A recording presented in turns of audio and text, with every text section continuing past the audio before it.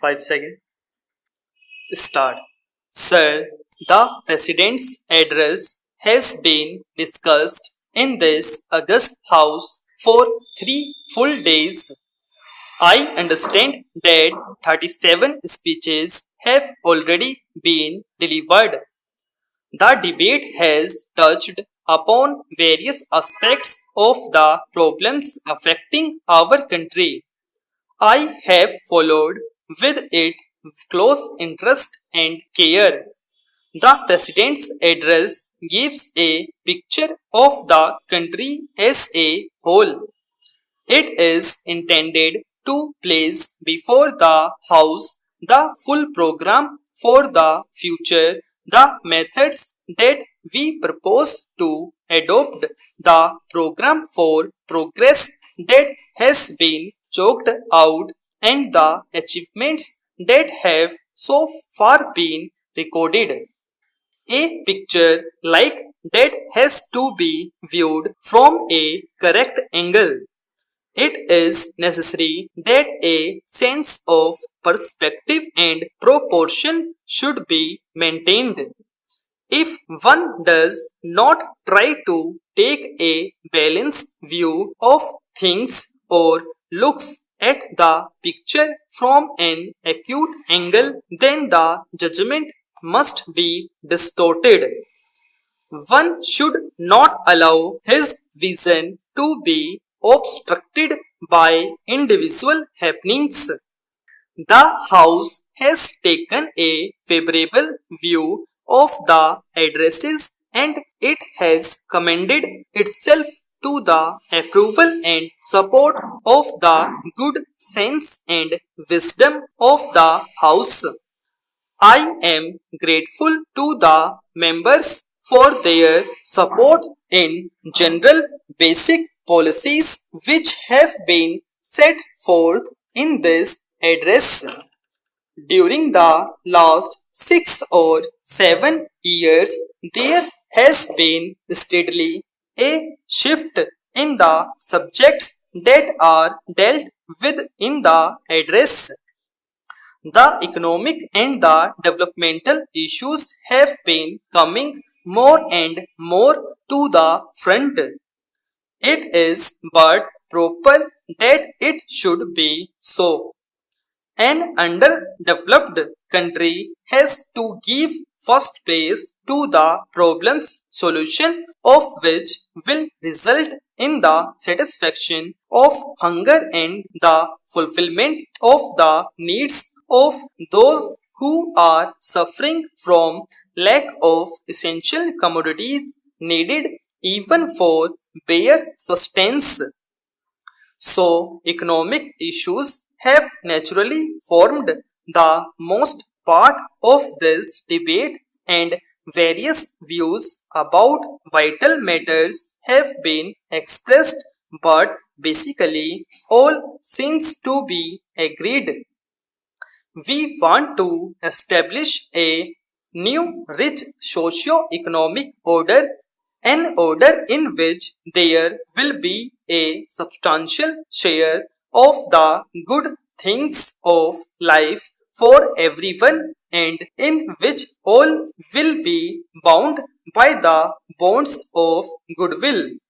So that is an objective which must necessarily appeal to every member of this House. Success will depend on increasing our production in all fields.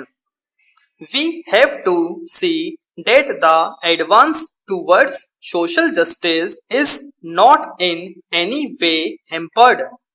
For mere increase in production, unless it is accompanied by social justice, cannot result in equitable distribution. Even for providing adequate incentives, it is necessary that there should be a feeling in every man and woman in the country that there are better days in store for him or her. So, as we take these steps, we would have the active support of all who are in a position to work for the enrichment of the community.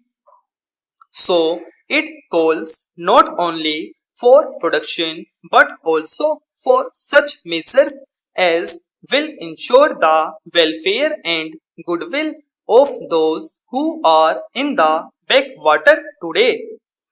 Even for the proper use of production, it is necessary that there should be a measure of advance among the mass of the people, otherwise, the goods produced will not be consumed and there will be no purchasers for them, and so production will shrink.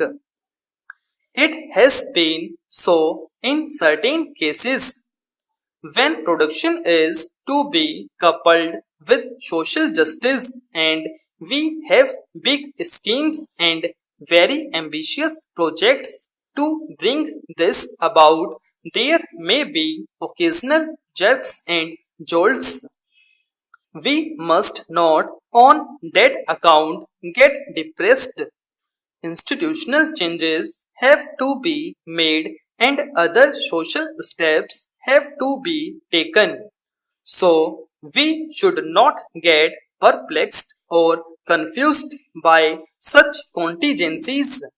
In our onward march, there may be occasions when we may feel that everything is not smooth and that there are hurdles on the way.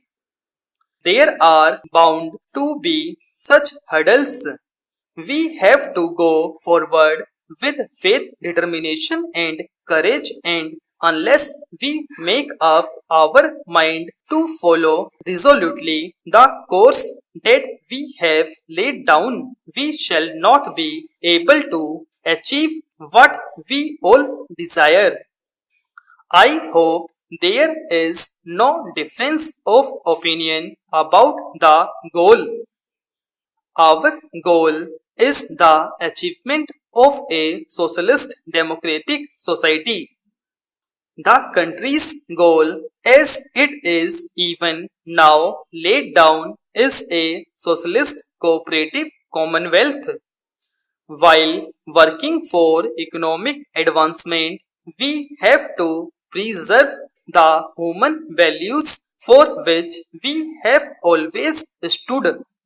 We have to see that the fundamentals of democracy are not impaired. Progress can perhaps be accelerated and we can perhaps march forward even more quickly if we resort to coercive methods, have little regard for those fundamental values which after all matter more than anything material, and if we forget the lessons that were learnt by us in the days of our adversity. So we can to take care that the steps that we take are on regulated and sound lines.